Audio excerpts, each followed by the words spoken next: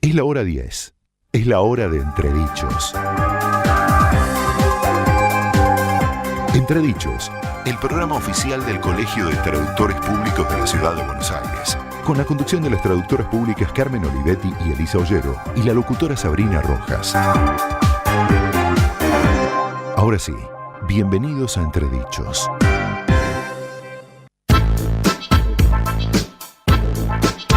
Hola, hola, muy bienvenidos a Entredichos, el programa oficial del Colegio de Traductores Públicos de la Ciudad de Buenos Aires. Buenos días, chicas. Buenos días, Hola, chicas. todas. ¿Cómo andan? Aquí en FM Concepto 95.5. Sí, largamos esta bien. mañana de sábado con ustedes. Dijimos todas las frases que nos corresponden a cada una. Muy bien, vamos aprendiendo, Sabri. Muy bien. ¿Qué tenemos para hoy, Sari? Ay, es un Contanos. programa temático y muy especial, muy Sí, lindo. Muy especial. Hoy nos salimos un poquito de la traducción pública Sí. y todo el mundo técnico, jurídico y demás. Hoy van a porque disfrutar una entrevista, pero hermosa. maravillosa. Muy linda y además muy literaria, muy linda, muy linda. Y además, bueno, tenemos un montón de cosas para contarles, como siempre, de todas las actividades del colegio, de cursos, charlas, etcétera, etcétera. ¿Y qué más, ¿Y Sabri? qué más, Sabri? Como siempre tenemos nuestro momento musical. Hoy tiene que ver con el idioma o con nuestra entrevista. No lo sabremos. Sorpresa, Ya sorpresa. después. Tenemos agenda, como siempre, y también tenemos traductores cinéfilos. Está acá la pochoclera después para que podamos tener los pochoclos en el momento en que nos comuniquemos con nuestro traductor cinéfilo favorito, el señor Marcos Celesia. Como siempre, se pueden comunicar con nosotros a través de las redes sociales, en Facebook, en Entredichos OK, en Twitter, en @entredichosok, o por Instagram en @entredichosctpcba. También pueden escuchar la radio a través de internet en conceptofm.com.ar y contactarse con nosotros si quieren llamar, dejar algún mensaje, dar alguna opinión, algún tema sobre el que quieren hablar, pueden hacerlo en el número 4136-1000. Repetimos, 4136-1000. ¿Y dónde estamos, Sabri? Que no En dije. Concepto FM 95.5, sí, como todos los sábados hasta las 11 hacemos Entredichos. Cursos, jornadas, encuentros, charlas y mucho más es lo que propone el colegio para los próximos días. No te los pierdas.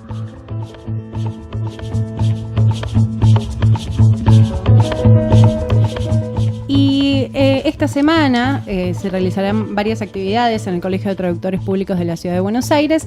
El 14 de mayo está el curso Contrato de Compraventa Internacional dictado por Andrea Biagio, de traducción especializada en jurídico legal, temática jurídico legal, en idioma inglés. También el 16 de mayo se realizará el curso Introducción a la Minería para Traductores, dictado por Nora Fiorini.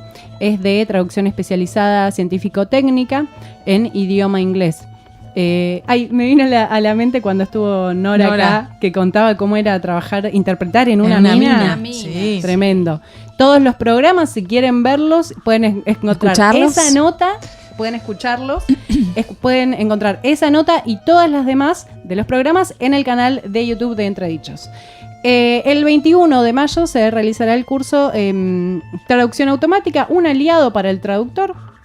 Es para todos los idiomas. Y el 28 de mayo el taller Matrimonio y Unión Convivencial, comparación de los institutos del BGB alemán, dictado por Tim Federgen. Es de traducción especializada jurídico-legal en idioma alemán. Como siempre, a nosotras nos acompaña la gente de Abi Fine Reader, que es una aplicación de reconocimiento óptico de caracteres que permite convertir documentos escaneados, imágenes, PDF y fotografías digitales en archivos compatibles para su posterior edición. La herramienta indispensable para los traductores.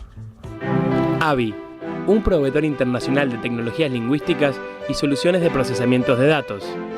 Actualmente, más de 40 millones de personas en más de 200 países usan los productos de AVI. AVI, sponsor oficial de Entredichos.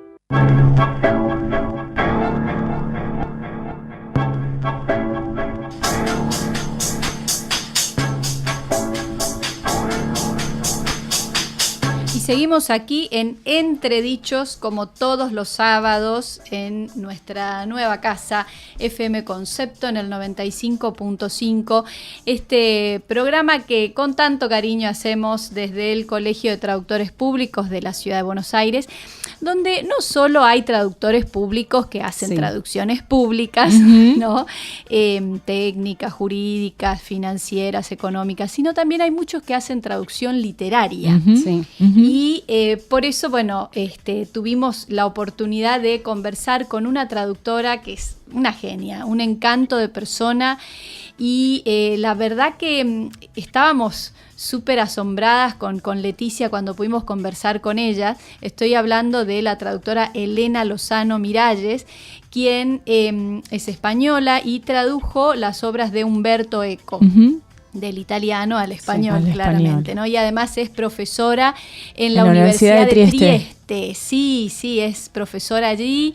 Como Gianluca Pontrandolfo. Sí, Claro, sí, que bueno, nos visitó en su momento. Gianluca fue alumno de Ah, ella. Sí. claro. Cuando le preguntamos si lo conocía, dice, pues, ¿cómo? Es una creación mía. ¡Ay, qué divina! No, Era te digo, su Carmen, alumno. le decía a Sabri hace un ratito, fue como de inspiración esa entrevista. Sí. Cuando la escuché, me pareció tan preciosa. Sí. Además, me imagino que para quienes trabajan con la traducción literaria debe ser una cosa maravillosa poder trabajar con el propio autor, Sí. ¿no? Y poder hacer Yo creo esta que- especie de intercambio y que el mismo autor te permita tomarte ciertas licencias. Y bueno, no, Yo creo no que adelanto sí, mucho de la entrevista, ¿no? Pero me gustaría, ¿no?, que los oyentes lo escuchen y después poder comentar un poquito. Sí, Dale. ¿No? ¿Les parece? Hacemos eso. Escuchamos la entrevista a Elena Lozano. Y en este interesantísimo Congreso Internacional de la Lengua Española tenemos el placer, el lujo de contar con unos minutitos para conversar con la profesora Elena Lozano Miralles, que es profesora de la Universidad de Trieste y que hizo nada más y nada menos que las traducciones de las obras de Umberto Eco. Muy buenos días, Elena. Muy buenos días a vosotras y a todo el público. Muchas gracias por cedernos estos minutos en estos días que fueron como muy agitados, ¿no? en este congreso. Contanos, ¿es la primera vez que estás en Argentina? ¿Ya has visitado antes nuestro país? Es la primera vez y he recibido una impresión magnífica de Córdoba, toda una ciudad volcada en la organización del Congreso, los argentinos magníficos, una amabilidad enorme, así es que yo estoy realmente feliz y deseando volver. Todavía no me he ido, pero ya estoy deseando volver. Ya sabes que el Colegio de Traductores Públicos de la Ciudad de Buenos Aires te va a estar esperando para alguna actividad. Y en este congreso participaste de un panel precisamente muy interesante para los traductores, porque el panel donde se habló de la traducción, de la escritura en español en el mundo de la traducción, ¿no? Y hablaron de las distintas voces, ¿no?, de los traductores y los autores. Y tú has sido la voz de Umberto Eco, ¿no? ¿Qué nos podés contar de esa obra que hiciste? Que para mí fue un enorme esfuerzo, pero también fue un gran honor porque yo pude trabajar codo a codo con Umberto. Yo fui alumna suya, hice la tesis de maestría con él y tuvimos una relación de maestro-alumna durante toda su vida. Un verdadero privilegio haber podido estudiar con Umberto Eco, ¿no? Es un privilegio, digamos, no solo estar en su cátedra, sino tenerlo como docente. Sí, él era una persona atentísima, encantadora. Cada vez que había problemas intelectuales se preocupaba siempre de verificar o de ayudar, de apoyar. Si yo le mandaba una cosa para que me la leyera porque no estaba segura al principio de la carrera, él me la mandaba con sus opiniones, trabajábamos juntos, así es que efectivamente fue una relación muy, muy intensa y con mucha complicidad. También al hacer las traducciones, porque a él le entusiasmaban las ideas de los demás. tenía esa capacidad de sorprenderse. Una apertura mental. Enorme. Entonces, él con sus traductores tenía esta relación de amistad, y además, como autor, él nos estaba siempre agradecido. Y eso es una cosa que cuando trabajas con un autor y notas su agradecimiento, que estás haciendo algo y te está diciendo gracias, es impagable. es impagable. Pero era además una situación muy creativa, porque él concebía sus novelas de una manera como un mecanismo que tenía que crecer, porque era el lector el que le iba a dar el sentido. Entonces él diseminaba todas sus novelas de pistas para seguir diferentes niveles de lectura, y le encantaba que los traductores descubrieran pistas que él no había notado. Que decía, uy, yo eso no lo había pensado, pero realmente está muy bien. Y se reafirmaba siempre en una idea semiótica suya, que el autor no tiene nada que ver con su obra, ¿no? Es decir, que el autor, una vez que la ha escrito, ya no posee la obra, sino que ya la obra está ahí y es de los lectores, ¿no? Entonces eso le reafirmaba en su convicción profunda de que no era de que tenía razón también desde el punto de vista teórico. Y luego pues le gustaba, tenía mucha curiosidad cuando él podía seguir las soluciones, ver cómo eran esas soluciones, y a veces le gustaba, seguía pistas, e incluso en algunas, por ejemplo, para ciertas reescrituras que he tenido que hacer en Estados Unidos, él con el trabajo con el traductor, con William Weaver, que era su traductor en Estados Unidos, él reescribió partes para que pudieran ser publicadas en Estados Unidos de esa manera. O sea que él buscaba soluciones también con el traductor porque por ejemplo en Estados Unidos El nombre de la rosa salió recortado respecto al texto original, o sea que él tuvo que hacer todo un trabajo de editing sobre su misma obra, y en ese editing trabajó mano a mano con su traductor, porque algunas soluciones claramente funcionaban mejor en inglés. O sea que muchas veces se me dice, hay cosas que no están en la novela. No estaban, pero pueden estar, porque en nuestra cultura tienen que estar. Entonces yo las puedo poner, porque la novela está pensada para funcionar así, para que haya cosas que a lo mejor no están en el original. Y naturalmente yo lo hacía siempre consultándole, pero bueno, a veces me preguntan si no lo hubieras podido consultar, pues a lo mejor habría hecho lo mismo, no estoy muy segura. ¿Siempre tradujiste novelas que él ya había publicado o mientras estaba en proceso de escritura? Porque en el año 2003, en un congreso de nuestra institución, estuvo José Saramago. Él trabajaba con su esposa, con Pilar del Río, en las traducciones, pero mientras él iba escribiendo, ella iba traduciendo. Es un proceso distinto. En este caso creo que ya estaban las obras publicadas cuando vos tradujiste, o... No estaba publicada El cementerio de Praga, y se la dio a Burkhard Kreber, que es el traductor alemán, y me la dio a mí. Y yo, como además coincidía con, creo, los 30 años de publicación del Nombre de la Rosa, y la editorial Lumen tenía muchísima prisa por publicarla, fue un trabajo de 20 horas al día. Entonces me la dio antes, y entonces ahí empecé yo a hacerle, claro, la novela no estaba acabada y fue bastante complicado, porque había cosas que luego creamos como una especie como de hilo de traductores, porque él mandaba mis cartas a todos los traductores, y claro, como yo le decía, mira, yo aquí me parece que esto a lo mejor, ¿no? Y entonces él luego mandaba mis cartas y todos empezaron a decir, mira, yo veo que cada uno con su cultura, porque claro, como él tenía esa cultura tan inmensa, pero a veces, claro, no tienes todo un editing perfecto respecto a datos de muchas otras culturas, ¿no? Porque claro, tú lo aprendes a través de tus libros, que a lo mejor no son perfectos. Entonces, claro, los traductores iban cambiando, y las últimas correcciones empezaron a llegar de la traductora rusa, que también ella iba observando cosas. Mundo, ¿no? Así es que hicimos todo un trabajo de editing los traductores. Y ya en la siguiente novela no nos la dieron antes. Por las dudas. En la presentación que hiciste el otro día, hablabas de que habías cambiado las notas por notas de Garcilaso, o sea, eso, ¿qué proceso te llevó? O sea, ¿qué fue lo que te llevó a hacer ese cambio? En La isla del día de antes es una novela que habla del barroco. Y el problema es que la idea de fondo la toma Humberto Eco del Coloquio de los Perros de Cervantes, pero luego no cita nunca más a Cervantes, nunca estaba Cervantes.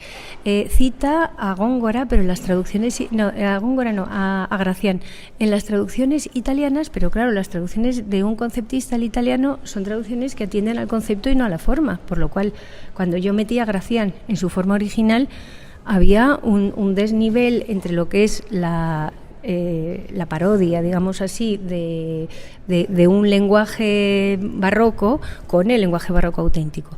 Entonces, eso me llevó a seleccionar toda una serie de fuentes que fueran italianizantes y poco conocidas en general. O sea, por ejemplo, un Góngora, pero un Góngora menor, un Góngora más italianizante.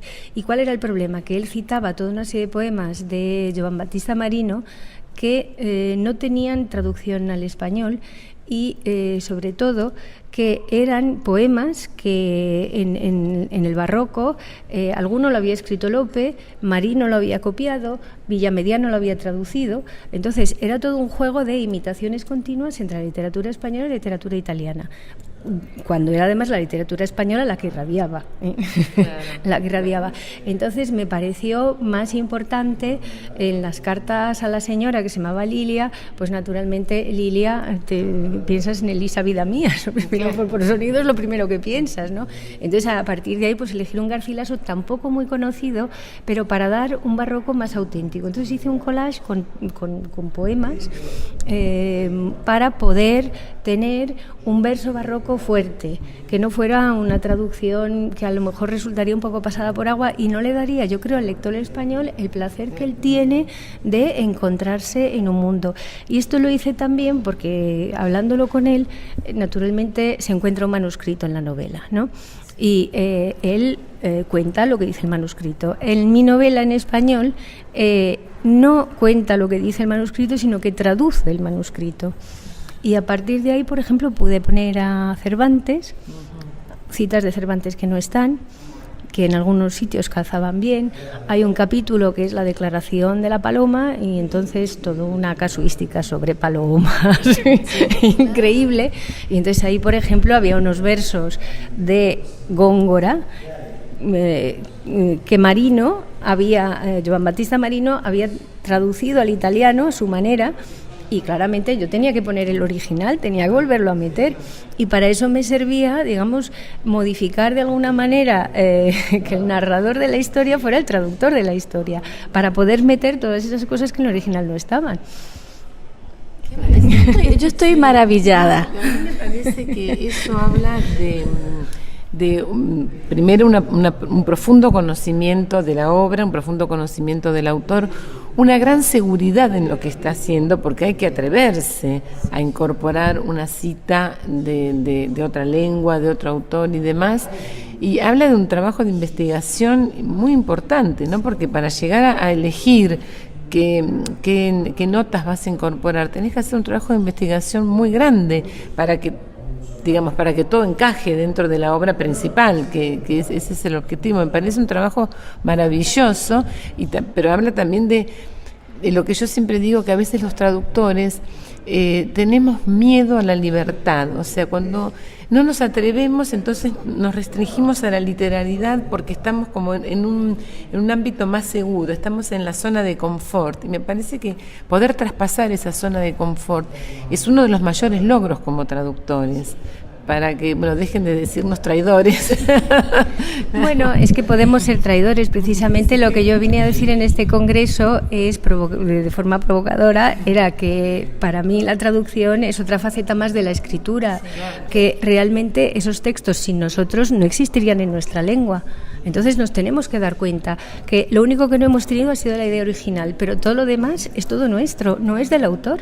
Entonces tenemos una relación muy, muy complicada. Sí. Pero yo creo que estamos a la misma altura y precisamente lo que vine a decir aquí es que yo me esperaría, por ejemplo, de la Academia de la Lengua y de las instituciones, que prestaran mucha más atención a la lengua a la que nosotros traducimos, que es muy importante tener en cuenta que en estos momentos yo creo que el 70% de lo que nosotros leemos es traducción. y el 30% es original. No estoy muy segura de cuáles son las cifras. Decimos un 50-50%, pero seguramente es más la literatura traducida que la literatura producida. Entonces tenemos que empezar a dedicarle más atención a este fenómeno, y yo la verdad es que estoy muy contenta que el Congreso Internacional de la Lengua haya dedicado por lo menos un panel a la traducción. En otros anteriores no hubo, así que esto es un avance para los organizadores. Yo, Carmen, si te parece, para cerrar, porque no le queremos robar más tiempo, que nos cuente un poquito qué es lo que hace la Universidad de Trieste, porque es muy interesante. Nosotros tenemos una matrícula de italiano, de traductores de italiano muy grande, es la más numerosa, después de la de inglés, creo. Así que les va a interesar mucho que cuentes un poco qué es lo que se hace en la universidad. En Trieste tenemos, digamos, la facultad de traducción más antigua de Italia.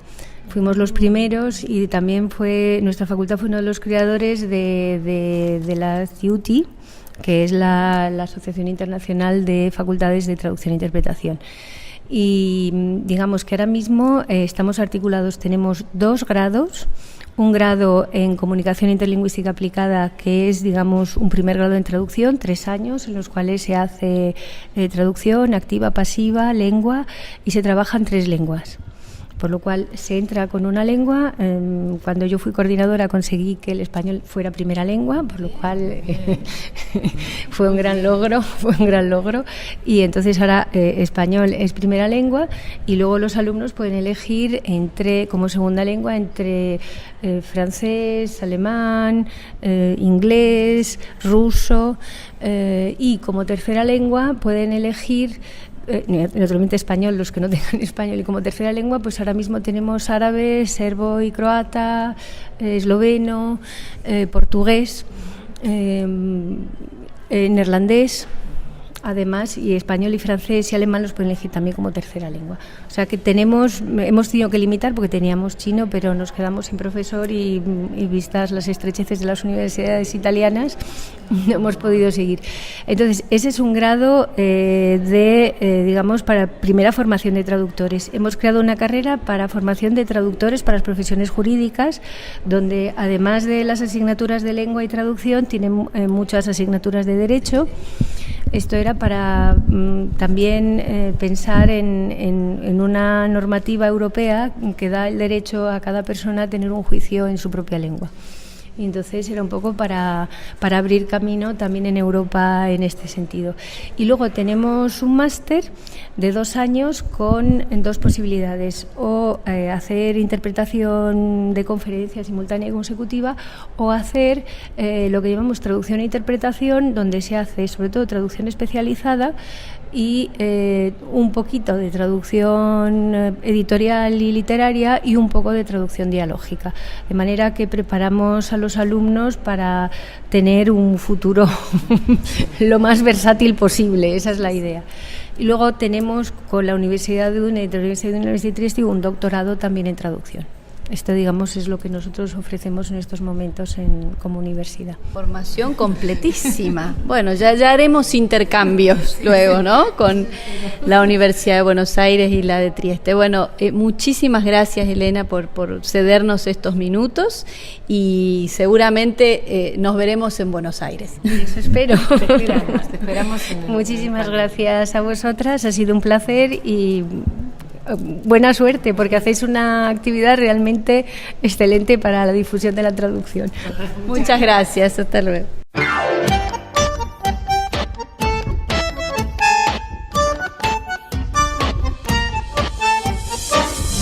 Qué hermosa entrevista, Carmen. Vos estabas como... Carmen estaba anonadada. No, yo estaba muda, ¿no? No podía mucha información, nada. Carmen. Sí, además, a medida que ella hablaba y contaba un poco el proceso de traducción... Eso me pareció increíble. Sí, yo me imaginaba, ¿no?, tener la posibilidad de hacer un intercambio con el mismo autor. Y ¿sabés qué me maravilló, Carmen? Esto de la humildad de los grandes, ¿no? Sí. ¿Vieron cuando ella comenta que él agradecía a los traductores? Sí. Entonces me parece que tener esa experiencia debe ser fascinante, ¿no? Sí. Esta conciencia del lector, ¿no? De tanto en el lugar del escritor como del traductor. Es decir, yo trabajo para el lector. Y en ese proceso, como decíamos recién, esto de, bueno, que a veces hay que hacer adaptaciones cuando uno traduce. Totalmente. Y Umberto Eco, como ella comenta, era precisamente un autor que sabía que una vez que su obra estaba terminada... Ya no era de él. Ya no era de él, exactamente. Claro. Ya no Increíble. le pertenecía al lector. Y por eso, en respeto a ese lector, ahí interviene la figura del traductor como...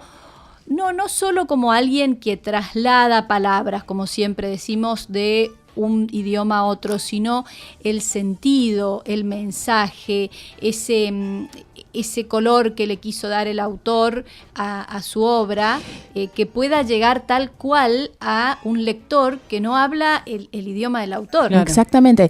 Otra cosa interesante para mencionar es cuando ella habla de las notas y de la investigación. ¿Vieron que dice en un momento que tuvo que hacer un collage? Sí. Mencionando que tenía que traducir poemas, y bueno, y ahí ella decidió que lo bueno en ese caso era introducir otros autores y bueno, y en un momento Leticia le dice, ¿no? Que bueno, a veces los traductores tenemos que animarnos a un poquito más, claro, a no ser tan literales, ¿no? A volar un poquito. Por eso para ella el trabajo de la traducción es otra faceta de la escritura. De la escritura. ¿No? Es otra etapa de la escritura. No es simplemente traducir de un idioma a otro, sino también el traductor toma una participación muy activa, y de hecho vieron lo que comenta que pasó con la obra de El nombre de la rosa, que para que pudiera salir en el mercado estadounidense tuvieron que editar varias partes, ¿no? Igual, corríjanme, pero eso de tomarse la licencia para poder modificar o adaptarlo, hacerlo adaptaciones, eso también tiene que ver con el autor, con hasta dónde el autor permite eso, ¿no? Bueno, si hay comunicación con el autor es lo ideal, trabajar en equipo. Pero ella en un momento menciona que si no hubiera tenido la posibilidad de hablar con el autor, bueno, ¿qué hubiera hecho? Dice ella. Bueno, seguramente hubiera hecho lo que hice, ¿no? Por eso, bueno, el traductor tiene sus derechos de autor también, Sabri. Sí. Es una creación que hace, ¿no? Exactamente. Y bueno, y ahí también está en el traductor que quiera asumir esa responsabilidad, ¿no? Que me parece totalmente respetable quien dice, no, yo no me animo a tocar mucho el texto, yo hago la traducción lo más literal posible. Bueno, es una manera de trabajar, pero creo que sobre todo los traductores literarios tienen que animarse, porque pueden animarse, digamos, porque estaría como estarían embelleciendo la obra. Absolutamente. No estarían siendo traidores al texto original, ¿no? Sí, exactamente. Quizás, desmitificar eso, Carmen. Algo que también me quedé pensando cuando escuchaba la entrevista de Elena Lozano, es este trabajo en equipo, que a veces también tenemos que pensarlo entre el traductor y el corrector. Sí, porque así como el autor tiene que respetar al traductor y el traductor al autor, bueno, una vez que está la traducción lista, el traductor tiene que saber que tiene que pasar por una corrección. Claro. ¿Sí? Y a su vez dejarse corregir, exactamente. Hay una nota muy interesante que los invito a leer a los oyentes de Nuria Gómez Velarte en la última revista, que ella la tituló El arte de corregir una traducción. Es muy interesante para ver justamente con qué se encuentra el corrector cuando trabaja sobre una traducción. ¿Sí? Y ella menciona enfatiza esto de que haya un diálogo, que es lo ideal, ¿no? Entre el traductor y el corrector. Sí, así que muy interesante. Un diálogo como ese hermoso diálogo que tuvo la oportunidad de tener esta traductora Elena Lozano con Umberto Eco, nada más y nada menos, ¿no? Sí. Y buscando un poquito sobre ella también en internet, encontré una nota que ella escribió para el diario El País cuando falleció Umberto Eco. Esto fue la nota salió publicada el 23 de febrero de 2016 y la verdad que es hermosa, vale la pena leerla completa, pero bueno, ahora no tenemos mucho tiempo, ¿no? Simplemente hay algo que a mí me gustó muchísimo, que está como al comienzo, que ella dice que, bueno, que sé que el mundo va a echar de menos a Umberto Eco, dice. Sin embargo, van a echar de menos su lucidez intelectual, la erudición divertida y fantástica de sus novelas, su extraordinario vigor teórico. Sin embargo, quienes hemos sido sus discípulos, lo que echamos de menos es a él. Ay, qué o sea, esto denota la relación especial que tenían, ¿no? Esa relación que no era simplemente de discípulo maestro, claro, sino que había casi una amistad, ¿no? Y otra cosa que destaca Elena en esta nota es que Umberto era también maestro de vida, coherente, leal consigo mismo y con los demás. Así que, chicas, les recomiendo que la busquen. La vamos a leer, que la lean, es hermosa. Gracias, Carmen, por traerla. Sí, las podemos compartir también en las redes sociales de Entredichos para que cualquiera oyente que quiera verla, que pueda leerlo, pueda accederlo fácilmente. Muy buena idea, Sabri. Vamos a relajarnos un poquito así para después el sábado arrancar con todo, con una muy linda canción. Vamos a escuchar All of Me de John Legend. La mejor manera de informarte todos los días, todo el año, la encontrás en Concepto 95.5. Periodismo en FM.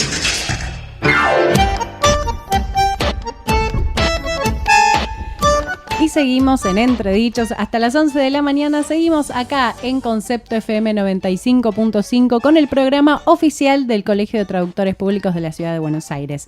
Si querés contactarte con nosotros, podés hacerlo a través de las redes sociales, en Facebook en Entredichos OK, en Twitter en @entredichosok o por Instagram en @entredichosctpcba. También podés contactarte con la radio, acá dejarnos un mensaje por teléfono al 41 36 1000, 41 36 1000. Cualquier sugerencia, tema o alguna opinión que nos quieras dar sobre el programa, lo podés hacer. También, si querés escuchar el programa por internet, podés hacerlo en la página de la radio en conceptofm.com.ar o en el 95.5 del dial, como ya te dijimos. A nosotros nos acompaña siempre SDL Letrados Estudio 2019, ahora la versión más reciente de la herramienta TAO líder en el mundo. Ofrece una experiencia de creación y gestión de contenidos localizados de gran calidad, con rapidez, de forma fluida y sin esfuerzo. Por eso Transeconomy es el aliado del traductor. Transeconomy, el aliado del traductor. Trados Studio para su traducción. GESPoint para su gestión.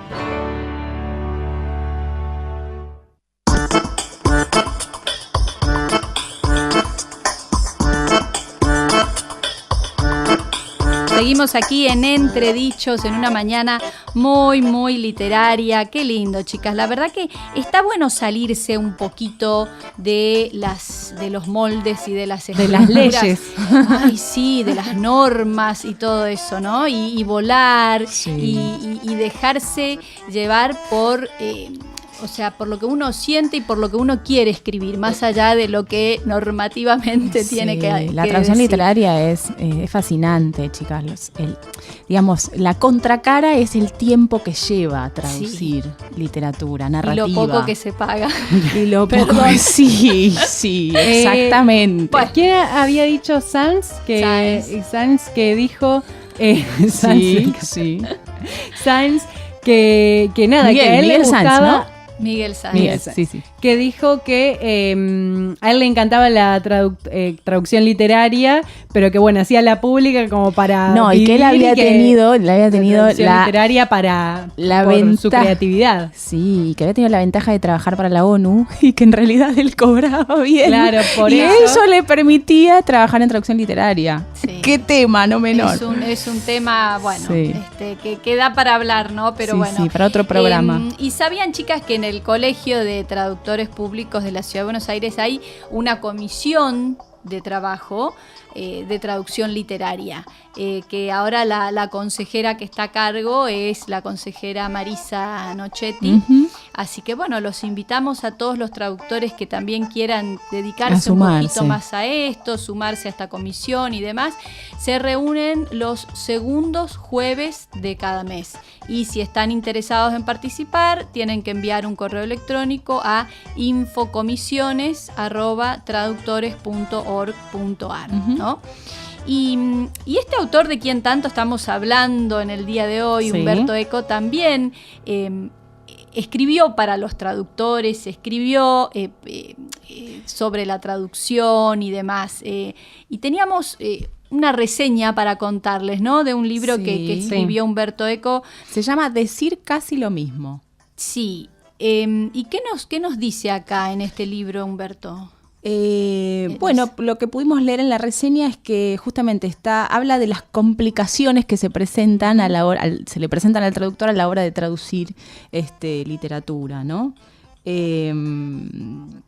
Esto de decir casi lo mismo, creo que la palabra clave está en el casi, ¿no? Claro, sí. Porque bueno, hasta dónde es la literalidad, y lo que decíamos hace un rato, ¿no? Que el traductor pueda volar un poquito más. Y está permitido. Sí, está permitido. A veces está permitido con el ok del autor. Y a veces, bueno, el traductor puede... Eso también es una cuestión que se trabaja con el editor, ¿no? Sí. Chicas, creo que es imposible decir lo mismo, porque las palabras tienen un sentido en un contexto, en un ambiente, en un determinado grupo de personas, en un país. Son muchas las variables, no son solo palabras. Pero entonces, uno las puede traducir para transmitir un mensaje casi igual, pero nunca va a ser el mismo. Sí, igualmente yo creo también, como lo decía también Elena, como pensaba Umberto Eco, que cuando el autor termina la obra, después ya es del lector, yo creo que el mensaje, aunque sea en el mismo idioma, aunque tenga los mismos códigos culturales, una vez que lo escribió el autor, el lector que lo lee puede interpretarlo de cualquier manera. Entonces el mismo mensaje no va a ser el mismo. Es muy filosófico ya en lo que estamos entrando, pero me parece que igual apunta no solo para los traductores. Yo creo que es algo malo, feo, que lo miran a los traductores, viste, traditores, pero como traidores, pero en realidad es algo que funciona hasta en el diálogo más, en la comunicación de todos los días. Por supuesto. Bueno, y hoy tenemos doble momento musical, ¿no?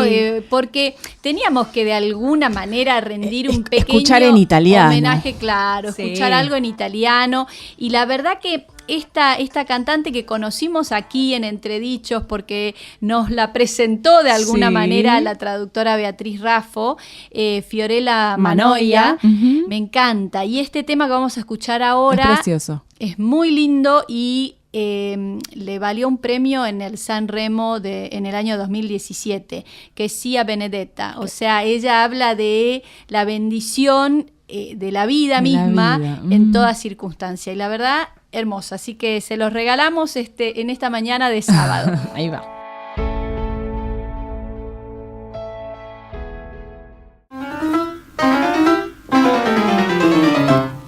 Traductores cinéfilos, el mundo del cine y su propio vocabulario.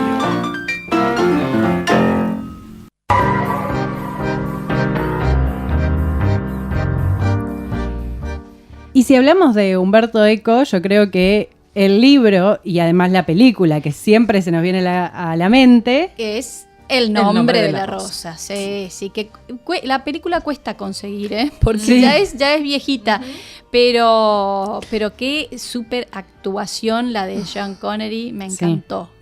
Pero bueno, ¿quién mejor para contarnos acerca de esta película? ¿Quién? Y nuestro traductor cinéfilo favorito, Marcos Celestia. ¿Estará por ahí? Buen día, Marcos. Sí, acá estoy.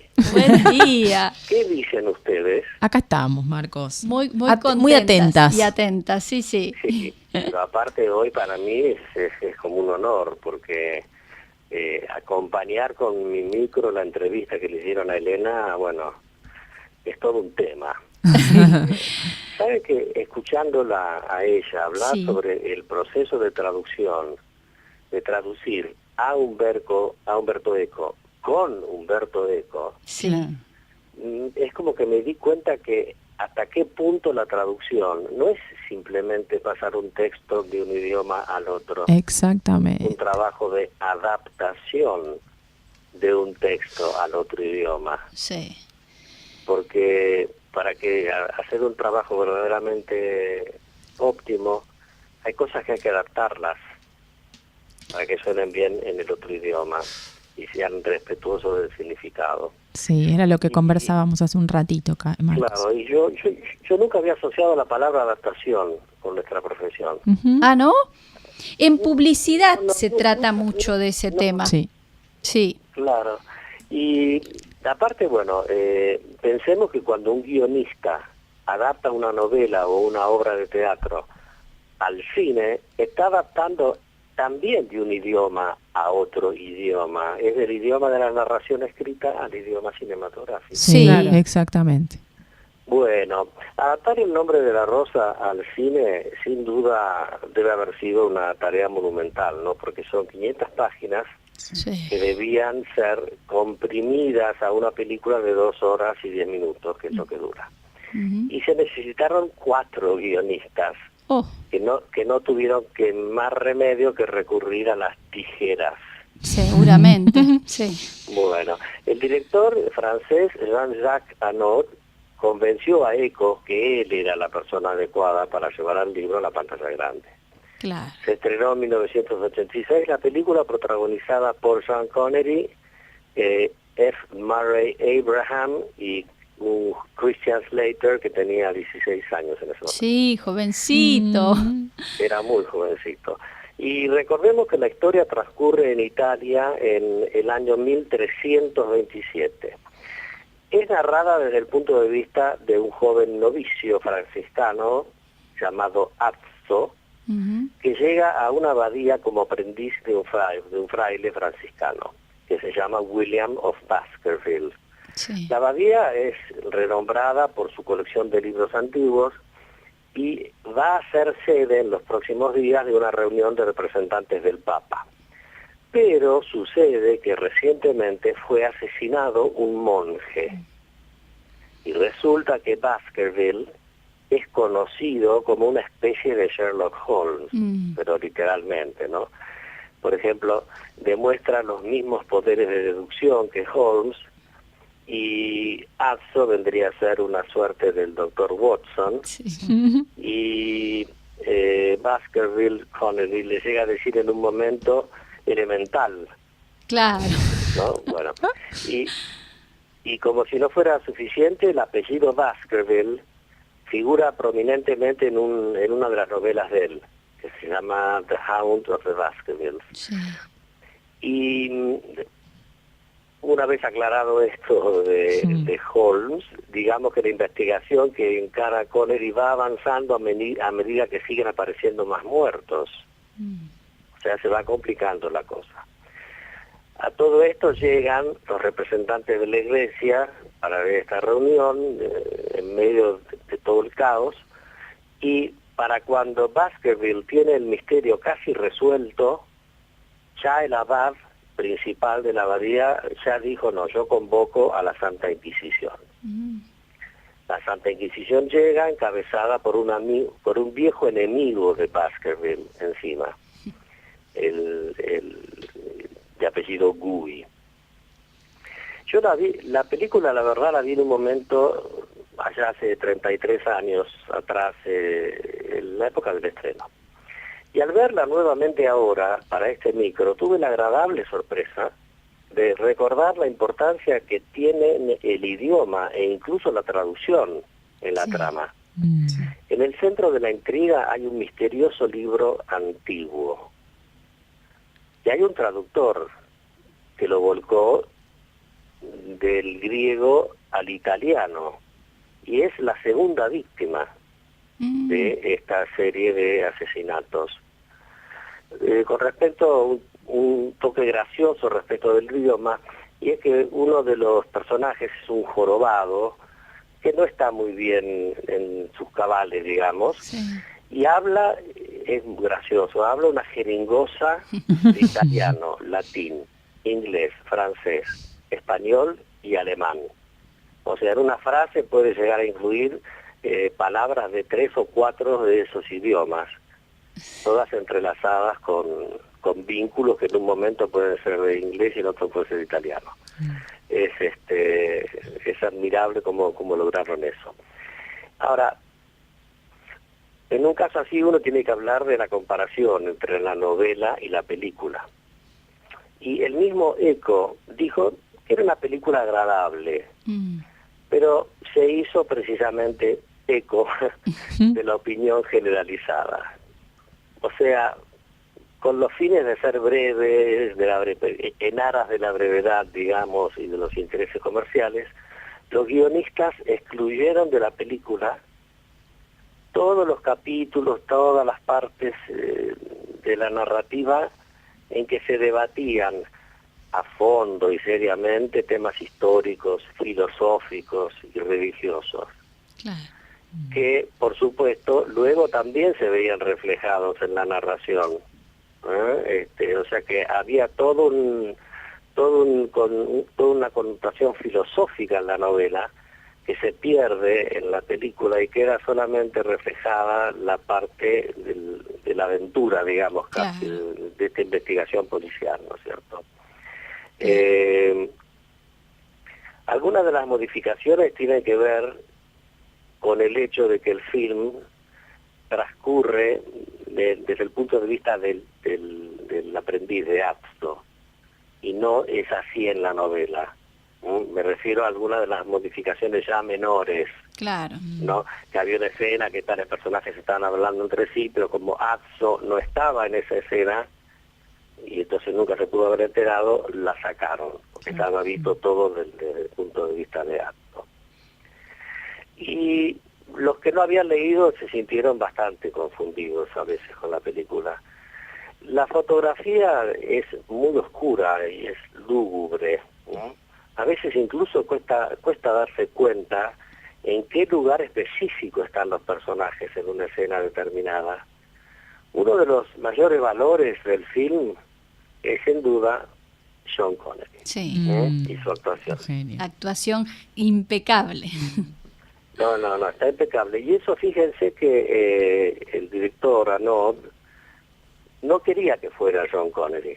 ¿No? Decía que tenía, no porque fuera mal actor, sino porque estaba demasiado asociado con James Bond. Claro. Y no quería que estuviera esa cosa intrometiéndose en la mente de los que estaban viendo la película. Así que después de esto que hablamos de la calidad de la película, es esperar que tuvo críticas encontradas. Tuvo críticas buenas también, pero otras no tan buenas. Y en Estados Unidos no le fue bien en la taquilla, pero en la taquilla a nivel internacional, si se considera todos los países, sí, ahí sí recuperó su inversión y tuvo su ganancia. Y hay dos cosas que querría comentar al final. Primero, que como argentinos no podemos dejar de mencionar que hay un monje, que es el monje más anciano, que se llama Jorge de Burgos, y es ciego. Sí. Es un homenaje de Eco a nuestro Jorge Luis Borges, de quien era un gran admirador. Eco admiraba muchísimo a Borges, entonces puso a este personaje Jorge de Burgos, y encima ciego. Sí. Y lo otro es que es una pena porque no logré verla, porque recién se está empezando a dar, recién están apareciendo los primeros capítulos en las redes, que se ha hecho ahora la miniserie basada en el libro, que es una miniserie de 8 horas, o sea que supuestamente en las 8 horas van a tener más tiempo, si quieren, de incluir todos los aspectos. Claro, de ser más fieles al libro, digamos, y a toda su narrativa. Claro, y está protagonizada por el actor John Turturro, que hace el papel que hacía Sean Connery en la versión anterior del año 86. Qué bueno, así que tenemos material para seguir conectadas con este mundo de Umberto Eco y la traducción y la literatura y demás. Sí, totalmente. Lástima, quizás ni siquiera pude llegar a ver 3 o 4 de los episodios como para tener una visión inicial, ¿no? Uno siempre diría se da de cómo viene la mano por los primeros episodios, pero creo que son 8 episodios, en las redes hay 5 ya como para ver. Y pronto se estrenará en algún canal de cable. Y bueno, habría ahora que recordar a todos los oyentes ir al cine. Sí, hay que hacer la tarea. Hay que hacer la tarea a partir de ese jueves o viernes y ver el film Entre la razón y la locura. Con Mel Gibson y Sean Penn. Porque es la película que comentaremos en nuestro próximo encuentro y que habla sobre cómo se empezó a escribir el diccionario Oxford English Dictionary. Excelente, Marcos. Sí, es lindísima la película. Buenísimo. Vamos a hacer los deberes. Sí. Bueno, hagan los deberes. Bueno, Marcos, muchísimas gracias. La verdad que impecable, como siempre, el análisis que haces. Y esta nota, que este dato del homenaje a Borges no lo teníamos. Maravilloso. Muchísimas gracias. No, gracias a ustedes. Y disculpen, pero me estoy por hacer un tratamiento de conducto y estoy con la voz medio... Bueno, no te quitamos más tiempo, Marcos. Muchas gracias. Un abrazo. Hasta la próxima. Chao, hasta luego. Chao. Y así pasaba... ¿Quién? Y así pasaba Marcos Celestia, nuestro traductor cinéfilo. Y llegamos al final, chicas. Ya. Sí. Tan rápido. Es que hoy estuvo súper entretenido el programa. La verdad el tiempo que es tirano, voló. chicas. Sí, voló. Qué lindo, ¿no? Disfrutamos mucho este programa. Sí. Este programa y todos los programas. Cada sábado. Especialmente, aparte vos que sos fanática de la literatura. Ay, sí, chicas. Sí. Yo imagino a Eli escuchando la entrevista diciendo, ay, yo quería estar ahí. Sí, la verdad que sí, es maravilloso. ¿Tenés algún autor a quien te gustaría traducir? A ver si lo logramos. Pregunta, chicas. Lo voy a pensar y les digo el próximo programa. Me parece una buena idea. Sí, me encanta. Sí. De hecho, ya estoy pensando, ¿eh? Bueno, te lo dejamos picando, como dice. Bueno, esto fue Entre Dichos. Agradecemos a Leticia Martínez, nuestra productora, Mauricio Cardoso, nuestro operador, Elisa Ollero, Carmen Olivetti y Sabrina Rojas estuvimos aquí en el piso y nos escuchamos el próximo sábado. Chao, buen fin de semana.